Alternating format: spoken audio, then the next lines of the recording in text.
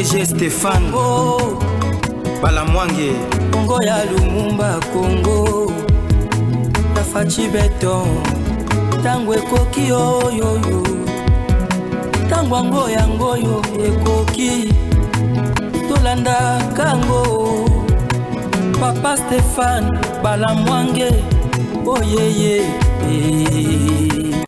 Bien, merci. Bonjour, bonsoir, selon l'heure à laquelle Bozolanda Biso. Comme d'habitude, selon le contrat auto-signa Ngana Bino Nanga, je suis là sur place pour faire les analyses. Il y a Mboka Nabiso, il y a politique, il y a Mboka Nabiso, les enjeux de l'heure. Il y a Mboka Nabiso, RD Congo, Isaka Moko. Na pointe, Izanangonga Jefferson Kabanga, votre serviteur, votre humble communicateur, votre humble analyste politique et acteur aussi politique au même moment. Je suis là pour réfléchir ensemble par rapport à Makambo Oyo et Zoleka Nambo Kanabiso RD Congo sur le plan diplomatique, sur le plan des guerres sur terrain. Et total Makamni Nezoleka et Toko Kanako analyser pour Toyeba, Touti Wapi, Tokomi Wapi, Tozo Kende Wapi. Alors, Ndengena Ucho Lobakeza Nangonga Jefferson Kabanga, le lot Naye na Makambo Ebelete. Naye kaka na 3 points à l'ordre du jour. Point ya Liboso, et ça par rapport à diplomatie, il y a RD Congo, diplomatie ya Makasi, par rapport à Bitumba Oyo, et na Est, il y a Mboka Nabiso. Diplomatie et Sungi RDC na niveau Moko et Zalakate. Et si tout le temps que tu peux perdre pendant 18 ans, diplomatie ya Bongo Zari sur le terrain, en tout cas Mboka Nabiso et l'ingénieur Zala Musika. Alors, vous avez été beaucoup de gens parce qu'il y a des révélations. On a coupé Sabino na émission. Kaka sur place ici, place na Vandiawa. Beaucoup de gens. Deuxième point, Robert Masolo, il y a gestion de Kinshasa. Comment Kinshasa ils a géré pour la révélation sur ce Otio Bima. Il y a détournement dans niveau, il y a hôtel de ville. Il y a $500 000 où ils ont quota chaque mois. Ils ont quota mais destination de Mongoana, ils ont banate.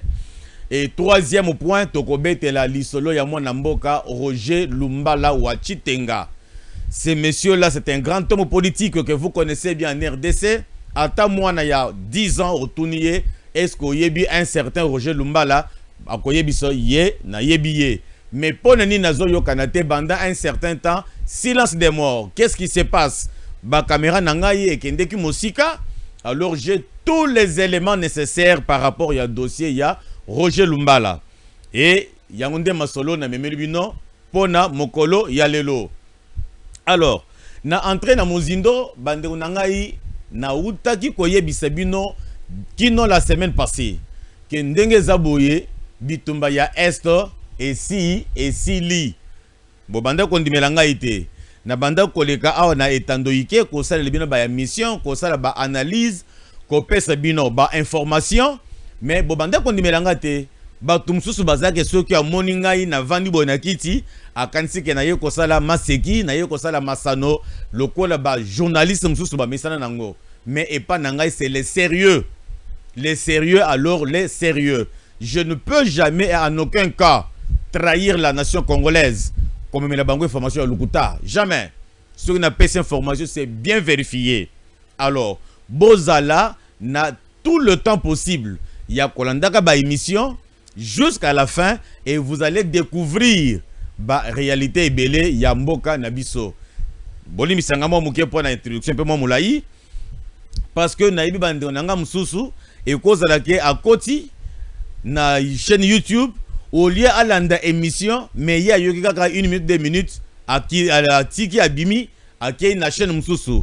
Il faut avoir l'habitude ya kolandaka émission dans son entièreté. Pour comprendre maintenant l'enchaînement des idées, enchaînement il y a analyse et puis émettre aussi les commentaires et pourquoi pas les j'aime parce que quand vous êtes les j'aime vous m'encouragez, quand vous faites les commentaires il y a des reproches et il y a des félicitations, ça me donne pendant pour ça que n'a continué n'a que ça la fouille mais tant que vous avez vendu kimia vous avez l'émission pour 2 minutes au kati mais on comprend l'idée n'angati na soukate. Alors sur ce nazo zonge pendant pour la diplomatie na uta ko loba na bino que bitumba ya est et si li nango quand na loba ki wana et sili bozomona ba retombe ya diplomatie bitumba oyo RDC alongi na nzela ya diplomatie. La semaine passée, le Congrès américain a outaki ko valider parce que ba américain ba fonctionner ka ndenge nini. Eza lokola Sénat na biso, eza lokola Assemblée nationale na biso, fusionner ensemble, bazui ba sénateur, bazui ba députés nationaux, ba tche bango place moko ya onde to bengi Congrès. Alors, Congrès américain ya bango ba benga ba grand électeur, bazalaka na musale que chaque fois que pays na bango alingi azwa engagement avec pays mususu, alingi asala ba accord avec pays mususu, akoki kosala yango yemo côté na ndenge ki président. Non, tout doit passer par le Congrès américain. La même chose n'est pas bisopé. Ceux qui président alingi a décrété la guerre, il faut assez nganzela. Ceux qui ont un accord, il faut assigner pour accord na association Songolo Pakala, à toujours dans le Congrès, bangonde bako étudier la faisabilité, le voie des moyens, l'avantage, les inconvénients, et après, pesi aval. Alors, Nayango, Congrès américain, à Salatindeini, pesa ki bango, rapport d'abord au Youtaki na SIA. Na lobaki na bin toujours la fois passée, que SIA est agence de sécurité au niveau externe. Na niveau ya Libanda ya États-Unis d'Amérique. Mais na kati ya États-Unis d'Amérique, baza na FBI. Na ndenga Libanda baza na CIA.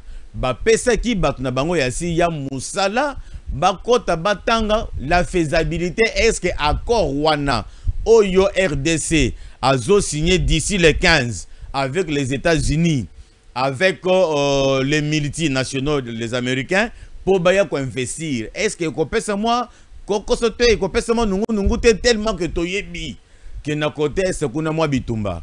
Bana mibali wana bana bonya wana bavandaki basali musala sans parti pris, sans complaisance. Bazui rapport ba memeli yango na administration Trump, yep administration wana amemi yango na congrès sikoyo ba étudier selon demande ya RDC, selon les attentes ya États-Unis d'Amérique et selon rapport oyo si ya pesi bango ba trouver que non, oui ça va, États-Unis il faut assigner accord wana parce que ça accord ya gagnant RDC à kozwa nani États-Unis d'Amérique à kozwa pe, et on va mettre à la disposition ya RDC bakope ça toutes les dispositions logistiques nécessaires pour maintenir la sécurité à l'Est en complicité avec les Américains. Mawamingi pona batunanga ya ngambu, c'est-à-dire ba Rwandais. Bango bakanisaki que lukutana bango et kokoba kakse kokoba. Akanisaki que Rwanda bien sûr par biais ya Paul Kagame qui est tango kozwa neveu naye Kanambe Hippolyte tango kobimisaye abimana poisa ako crédibiliser rébellion wana ako komisango congolaise comme ça ya kozala kito. Ça n'a pas passé.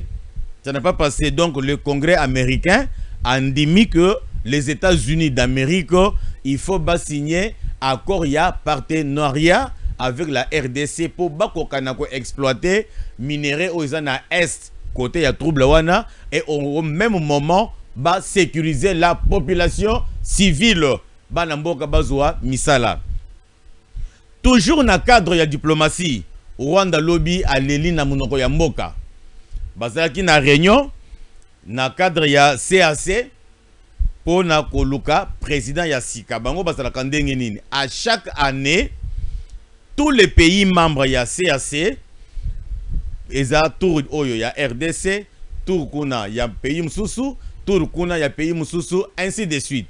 Siko e komi tour ya ke Rwanda azwa pe e bonga pour akoma président ya CAC. La RDC est élémi et le biété soki kaka bo voter pour que Rwanda akoma président ya CAC, communauté économique de pays africains de l'Ouest. Soki kaka Rwanda lekiwana nga RDC nabimi na lisanga na bino bo tika la kosala makambo na bino parce que je ne peux pas supporter être là comme on a un génocidaire comme Paul Kagame, comme on a mobomi oya zobo mabana nanga tongo midi pourquoi aza la président ya lisanga wana na kondimate ondire na zokende ko pesa lisusu poids. Alors ba oyo ba yebi poids ya RDC ba lobi ke non ndenge za boye entre RDC na Rwanda pays ni nezo peser makasi sur le plan des superficies, sur le plan de la population, sur le plan économique et sur le plan politique. On a compris que c'est la RDC. Alors, tu as voté Rwanda, Rwanda peut à lobby, ceux qui vont voter un président, il y a CACT, n'a pas na kobima, ngungi bayo, ok, malamu tona bosenga na yote. Donc, quand nous parlons na minute oyo, Rwanda a bimi na communauté économique des États africains de l'Ouest. Alors, ndenge zawana, Rwanda est en train d'être isolé. Donc, bazo isolé ye ndambu muketi, et elle va se, en fait, il va se retrouver seul à côté Kalayemoko et il va manquer comment avancer.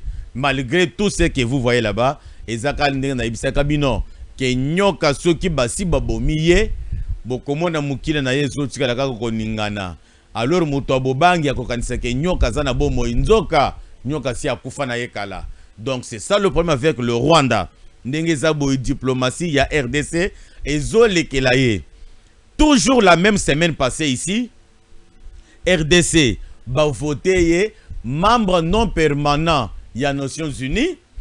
Toujours RDC azapena Conseil de sécurité ya Nations Unies. RDC azapé vice-président na Assemblée générale ya Nations Unies. Donc on a pris tous les postes de commandement. Alors Rwanda est coincé et tôt et kangiye azoko relisusu masolote yangonde yemoko monike no awo place nanga izate abendi nzoto.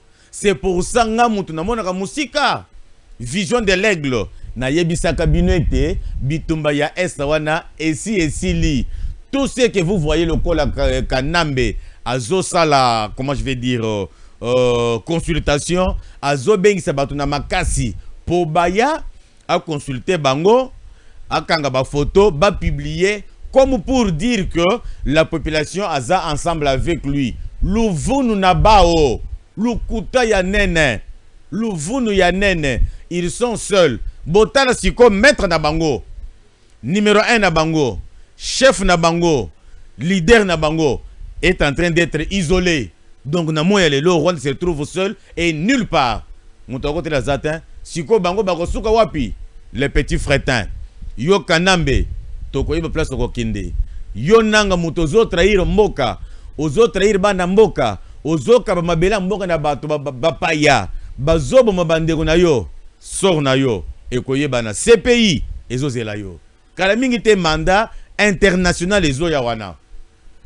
Et puis parce que nous avons un chapitre de diplomatie, dossier Oyo, Sénat, et ça là qui la fois passée, Balevaki, immunité, il y a Kanambe, alors ils ont déjà en cours la semaine au Soki et la semaine au Tokobanda, Bako Fongola dossier, et que la télévisé, Bokolanda Yango, et l'Oko Liboso, Bako Bandako Sambisaye, pour balongola d'abord qui congolais ou à l'attaque na makasi na nzoto ami commissaire congolais conformément à la demande il y a vice-ministre monsieur le nom va venir à senga ki yango avec non il faut balongola parce que ça congolais té azana makila ata mukete ya ba congolais. Alors vous allez comprendre que la diplomatie il y a gouvernement congolais et za makasi ba tche Rwanda na eto. Na yangonde nazole kambala moko na deuxième dossier o izotala makambu ya gérance ya ville province ya Kinshasa. Lobinga na vandaki na ngai na monika ka ba cameraman nga ba bengi ngai papa ozapi ya kambangu mbangu na palais du peuple wo tango na komi kuna boto na ngani bandeko na ngai na kuti DG ya SNEL bazo sambisa ye commission ya ba député bazalaki wana na pesi mwana mwasi oyo longonya mingi député ya Funa Maman Pepito Kikalala. Yende muto abandaki ko bombarder DG na mituna par rapport ya rapport oyo DG a pesakaye. DG SNEL a lobby nini. DG SNEL a lobby que ceux qui la SNEL aujourd'hui nazoko kakosala musala na lolenge longo banité parce que naza en panne ya ba matériel, ba disjoncteur ezoko fokufa, ba transformateur ezoko fokufa. Alors makoki ya kosoma biloko wana ezate alors que mairie ya ville province ya Kinshasa, c'est-à-dire gouvernorat azape na mbongo ebele oya koki kofuta na SNEL soki mbongo wana monani tokoki kosoma ba biloko ezozanga po toko na ko alimenter ba commune na ba zone puisque na niveau ya ba province électricité déjà to bosana. Électricité tosi to bosana siko balingi babosa ni sabiso lisusu électricité na Kinshasa. Or Kinshasa c'est la capitale. Ceux qui okeka pembe na Kasavuboa courant ekomi ya pasi. Ceux qui oposa na makala wana parlons même pas. Bumbu kuna bakunda pende ya kokunda. Alors nde sikoyo ye déjà ya SNEL a lobby que na chaque mois, je dis bien et je pèse mes mots, chaque mois la SNEL Azwaka mbongo 500 000 $. Je répète les chiffres. 500 000 $ à Pesagana gouvernorat pour les éclairages publics. Yangonde Sikoyo, maman Pepito Atounié, une femme de fer aussi, héros dans l'ombre. Atounié, mais monsieur, c'est simple pour faire la péréquation. Comment se fait-il que hôtel de ville, il faut à devoir yombongo ebele oyo koko sommer biso ba câble o izika o remplacer oyo koko sommer ba transformateur ba disjoncteur ya kangi mbongo wana azofuta yote mais yo à la fin de chaque mois ozo pesa 500 000 $.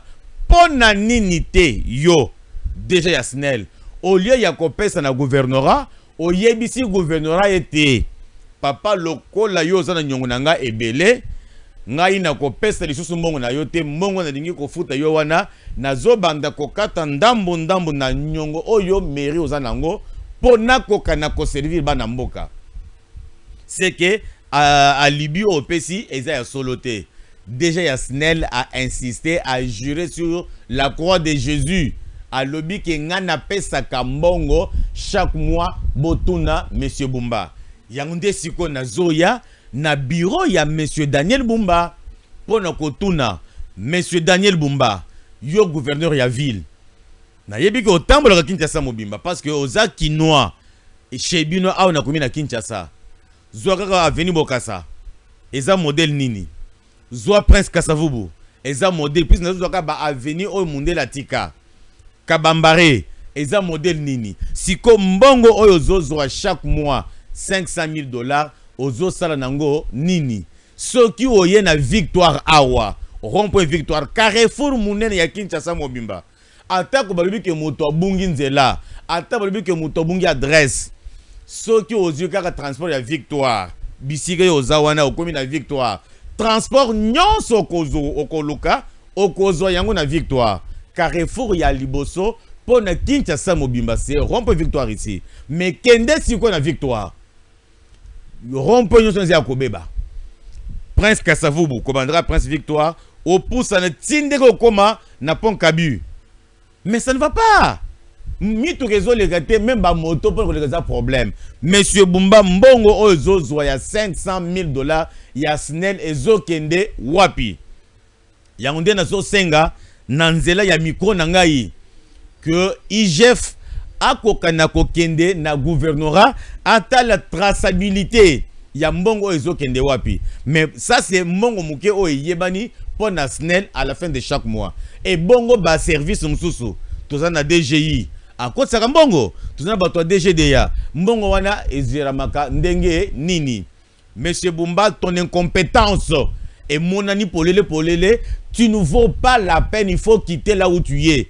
Je demande et je n'azobele là na ba député provinciaux nyo sur Kinshasa beaucoup c'est la Bumba beaucoup c'est la émotion alungwa kuna alungwa zoko kate un incompétent notoire azana idée ata mukete ayebi nini te akosala parce que ayebi makambo tozana ko na Kinshasa na moya lelo na Kinshasa braquage leki bazo kotela batu na bandako nuit et jour bakambiso bazo changer bambongo tout autour ya banzela ya minene ya Kinshasa bazo boto la bango bambongo nuit et jour au vu et au sud des autorités bumba ozo sala musala nini un incompétent que tu es tu ne mérites pas cet endroit bakote le motion olongwa bazo mutu compétent fort azalawana lelo Kinshasa mu na centre ville batu bakomo melama ya forage régie des salaka lisusu te mais tout ça la direction provinciale même direction nationale eza on a Kinshasa soki okoko na niveau national te et bongo na niveau provincial okoka na kotuna directeur provincial ya régie des eaux pona nini na ba commune na biso batu bakomo melama ya forage mai wana ezole kisabatu mabumu mai wana tosola na nzoto emi sabatu biloko na nzoto babuyibuyi babuto izo batu na nzolo na baloto na nzoto batu alors que oza gouverneur wana musala na yo eza musala nini un incompétent qui est venu pour s'enrichir un incompétent notoire Kinshasa est commis wenze partout bon le bas que wenze on a zoka pembeni a Éthiopie que Éthiopie boko tchape prince ça va prendre combien de temps parce que zanzela oyo ezana compétence ya province ko banda na enseignement et yeko komati na force publique nzela nyonso neza wenze na wenze okocha lokolote pona nini embouteillage na Kinshasa soki okomi na croisement ya avenue Éthiopie na Prince Victoire pas moyen ko lekezate rond-point Gambela n'en parlons même pas. Mais quel genre de gouverneur c'est monsieur Outi de quelle forêt Outi Wapi où tu as fait tes études pour venir rendre la vie difficile aux Kinois? Je belela nazo belela je belel na le BP lingana face na sangisi nazo belela ba député provincial ya biso ya Kinshasa y compris le président de l'Assemblée provinciale boko kana kolongo la mutu na place na zo kokate aza monstre aza un diable pour la population quinoise. Il ne sait même pas par où commencer. Voilà au moins ce que je voulais parler pour la ville province de Kinshasa. Bumba a bomeli bisomboka a komi koyiba mbongo alors que Kinshasa eza miroir ya RDC. Et alors maintenant na komi na maman ya Likambo. Heureusement pour na ba o bazolanda ngai eza Likambo etali ndeko na biso Roger Lumbala wa Chitenga président ya parti politique RCDN et la base de la République. Binonyon soboyebi que ndeko Roger Lumbala abandaki politique naye depuis mikili ya poto. Na France, azalaki président fédéral na France, bango ba diaspora, ti nandenge musée abandaki ko étouffer ba congolais, abandaki ko étouffer ba congolais par sa dictature qu'il avait instaurée. Ba yaki kozwa bango baké ko kota na mouvement RCD d'où a tiré l'origine du parti. Moi Namboka, le patriote qu'il est, Roger Lumbala a continué le mouvement Otobengi RCD où ils ont dirigé na Robert Roy ou Abandé Koko Sabatou qui est naza congolais nzoka rwandais du sang pur puisque ba rwandais baza ba sanguinaire baza ba menteur bazoko Sabatou à live kosaki keno baza ba congolais baza ba nyamurenge bazo militer pour la cause de la population congolaise. Roger Lumbala a adhéré au mouvement wana mais parce qu'il est patriote, parce qu'il est intelligent, parce qu'il est aigle, azana vision ya musika atali asali ba étude asali ba analyse personnelle, il a trouvé que non, ici il n'y a rien de congolais.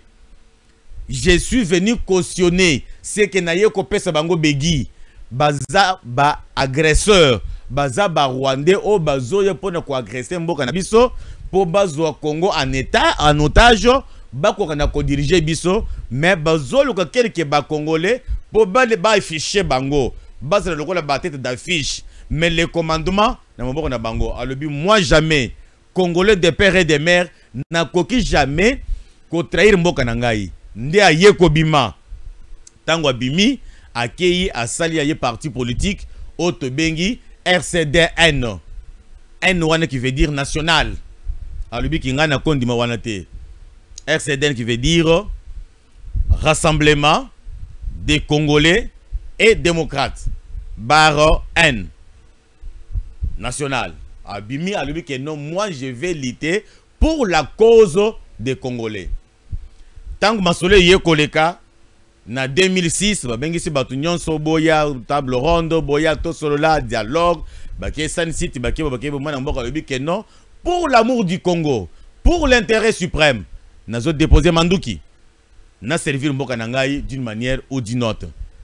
Moi, Mboka a bandi ko servir.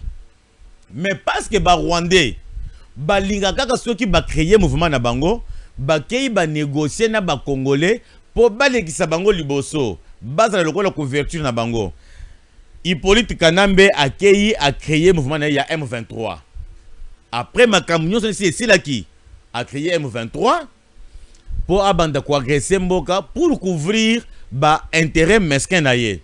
Aye a négocié na Roger Lumbala que papa yo na yebiyo oza makasi oza boye leka oza la liboso ya M23 oza la o chapeauté mouvement wana ezala lokola ya yo. Ah ya solo ne masolo ezandeni a kosi ye.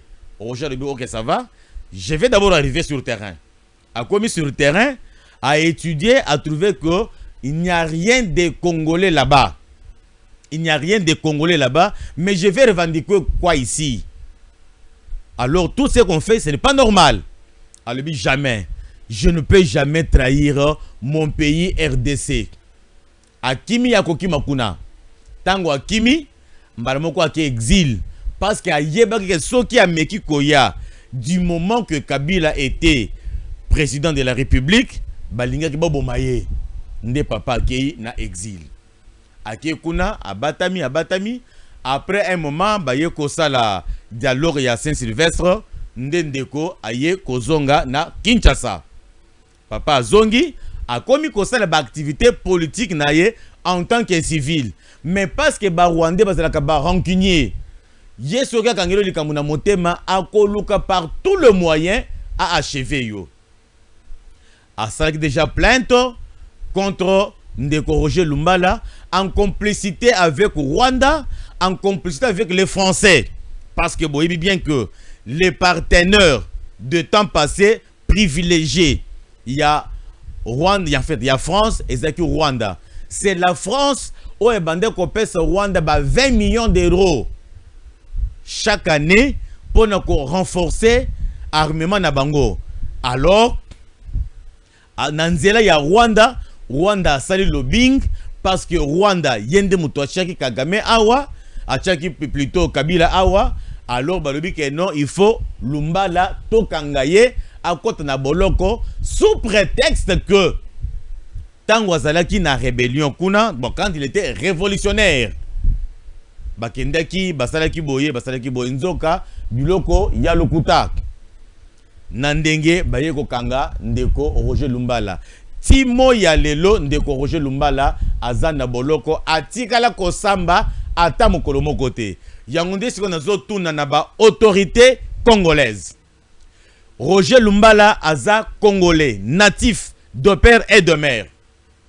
Azana posa ya kosunga mboka na ye kosunga peuple congolais d'une manière ou d'une autre.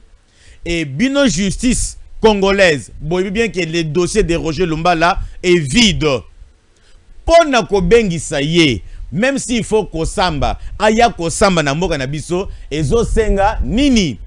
To mona ka ba mboka misusu, soki sujet na bango, asali mbeba na mboka libanda ou bien na mboka na bango, soki bakangi na ndenga libanda, bakosenga ke aya na mboka na biso moko, toko kana kosambisa ye. Mais boni, Roger, dossier ya Roger Lumbala, ils ont traîné toujours en France. Alors que RDC, nous sommes le premier pays francophone au monde. À part la France elle-même, c'est nous Congolais qui parlons français. Nous sommes poids lourds pour la francophonie. Mais pour nini bokoki ko pesete na dimension wana pour que Roger Lumbala azala na mboka na biso boko kana ko sambisa ye. Ceux qui sont condamnés, beaucoup condamnés sur place. ceux qui quoi quitter ye beaucoup quitter sur place mais botiki moi na bino kuna azonyo koma bazo sambisa yete 4 ans yango yeyo motif bakangeli ezo yebanate alors que boyebi bien que akangamaki sous plainte ya Kabila en connivence avec Nokona Bango Paul Kagame na Rwanda et France leurs policiers ou bandaki commaté tous les moutons zobimisa mutu et n'oubliez pas boyebi que Roger Lumbala a yebi beaucoup de secrets ya bitumba nyonso ezoleka na est kuna ceux qui bozo mona France azo maintenir Roger Lumbala timo ya lelo parce que ayebi que ceux qui Lumbala ye na Congo awa ba vérité belé et kobima na poisa makambo belé kobima mais parce que nous sommes dans une bonne procédure il y a paix à l'est pona nini te aya awa asamba awa akoki pe ko pesa biso ba information mususu oyo ko sala ya mutuya et oyo ko sunga diplomatie congolaise oyo ko sunga ba autorité congolais pour ba ko na commettre fin kuna une fois pour toutes yangunde na sengi na toutes les autorités congolaises beaucoup kana ko peser de tout votre poids sur la balance marteler beaucoup plus l'ambassade ya France oeza awa pour bako kana ko expédier ba mikanda nyonso ba courrier nyonso zo traîner na bureau na bango et kende kuna bongo mwana mboka akoka na koya awa biso moko tomona ndenge bazo sambisa ye ceux ko condamné biso moko tomoni ceux ko bikisa ye biso moko tomoni qui est azala à l'étranger. N'oubliez pas Roger Lumbala, c'est un grand homme politique parmi tant d'autres. Et puis si je peux aller plus loin bozo na moya lelo basoyili bazo linga kaka bango na bango bazala bazo étouffer bato babikolo mususu. Si je vais poser la question aujourd'hui na Congo central pembeni awa boko yibisanga un grand leader mu Congo ne Congo na Congo awa oya kokata ko briquer na mandat de présidence de la République rien du tout. Soko ke na Bangala en dehors de Jean-Pierre Bemba Esili Yemoko soko ke pa baluba nani kaka tseke Yemoko mais ba Roger Lumbala bako soutenir pe soko okei sikona monde soiliphone bango na bango. Donc on dirait politique congolaise et comment ya bango moko mais président Félix Antoine Tshisekedi Tshilombo alors chef de l'État tala pe dimension oyo na landi vidéo sur na tongo ba lobi ke no bazokanga ba généraux soiliphone bazo traquer ba soiliphone mais ça lukuta mais maintenant tant bakangi généraux pe ya balu bakuna na France ozomona to ozomona te ozomona te ke bazo étouffé bato oyo bakoki ko tchela bango ba barricade na nzela eza politique au bayaki nango et pas au Rwandais parce que il s'est fait aimer par le soiliphone et comme les soiliphones sont malléables pour l'argent alors bazo privilégié bango bako resiko commater toute la population congolaise. Ça ne passera pas. Ça ne passera pas tant que Roger Lumbala n'est pas venu au pays pour comparaître ici bisoto yeba makambuni ni asalaki alors tokotika te tokokontinua kaka kolobaka se kolobaka kino France mutozo bloqué dossier wana akokana ko libérer ye. Voilà au moins makambu zaki nango na moya lelo pour tous on labino mais ce n'est pas fini. Je reviendrai encore vers 18 h pour vous donner les informations parce que la caméra nangai eza na ba place nango. Allez tout le monde inchallah. Ciao.